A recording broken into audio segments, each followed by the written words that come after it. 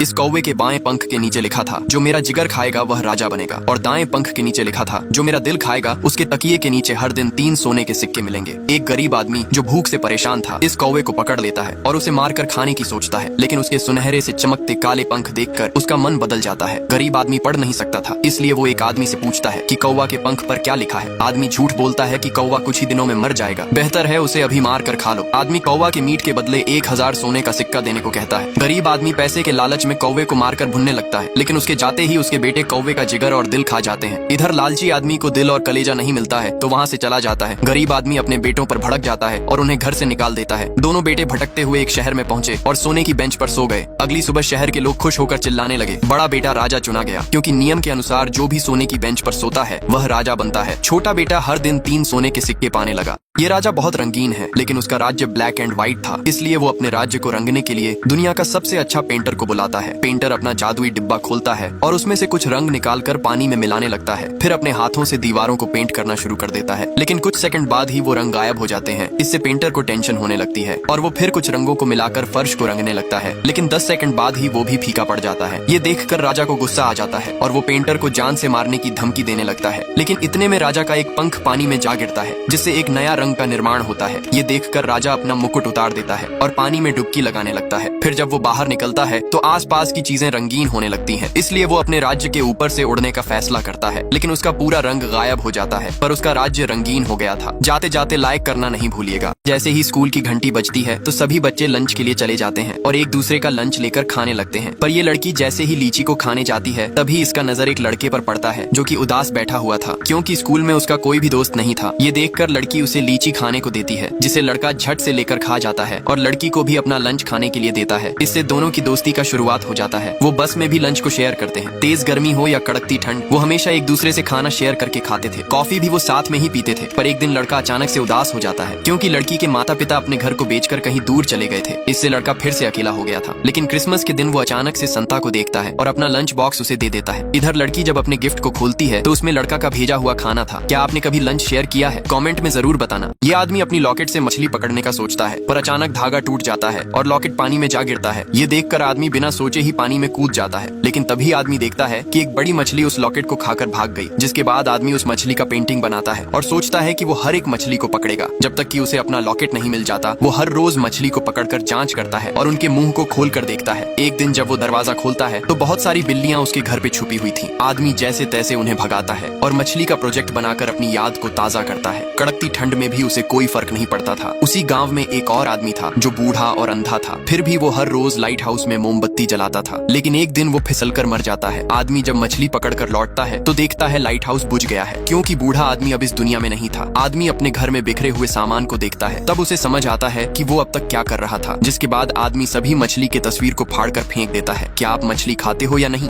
ये पक्षी बचपन से ही उड़ना चाहता है, लेकिन इसके पास पंख नहीं है, तो ये पेड़ में एक रस्सी बांधता है और उसी रस्सी से पहाड़ के नीचे जाता है। फिर कील और हथौड़ी से पेड़ को ठोकता है। बहुत दिनों की मेहनत के बाद इसने बहुत सारे पेड़ को उल्टा लटका दिया था, इसलिए ये एक मास्क पहनकर आता है और पहाड़ से नीचे कूद जाता है। पेड़ लटके होने के कारण इसे अच्छा लगता है और लगता है जैसे ये दूसरे पक्षी की तरह उड़ रहा है। फिर ये अपने छोटे छोटे हाथ निकालकर उड़ने का आनंद लेता है। काफी सालों के बाद इसका मेहनत रंग लाता है और अंत में ये अपना सपना पूरा करके गायब हो जाता है। यहाँ पर बच्चों को धरती पर भेजने के लिए तैयार किया जा रहा है, जिसमें से इस अजीब और मासूम से दिखने वाले बच्चे को भी भेजा जाएगा, क्योंकि बाकी बच्चों की तरह इसमें कोई भी फीलिंग्स नहीं है। इसलिए इसे मैनेजमेंट कंपनी के लिए चुन लिया गया और अब जासूसी करने के लिए सूट और टाई पहनाकर धरती पर भेज दिया जाता है। लेकिन ये लड़का पहले ही इसे देख लेता है और घर में आते ही बच्चा जोर जोर से रोने लगता है, जिससे इस लड़के को उस पर शक हो जाता है, क्योंकि बच्चा छोटी छोटी चीजों के लिए घर वालों को परेशान कर रहा था। इससे लड़के के माँ बाप भी थक चुके थे और लड़के को बच्चा बिल्कुल भी पसंद नहीं था। इससे बच्चे को गुस्सा आ गया। फिर दोनों में लड़ाई होने लगी, जिसके बाद लड़का अपने माँ बाप से कहता है ये कोई बच्चा नहीं है, बल्कि बच्चा होने का एक्टिंग कर रहा है। पर ये इसकी बात मानने को तैयार ही नहीं थे। तो लड़का बेबी को समझाता है कि मेरी नजर हमेशा तुम पर है। फिर जब सब सो जाते हैं तो लड़का चुपके से बेबी के कमरे में जाता है और देखता है कि बेबी किसी से बात कर रहा है। तभी बच्चे का भांडा फूट जाता है। मैं इस मूवी का सभी पार्ट्स को अपलोड कर चुका हूँ, जाते जाते देखने के लिए यहाँ पर क्लिक करें।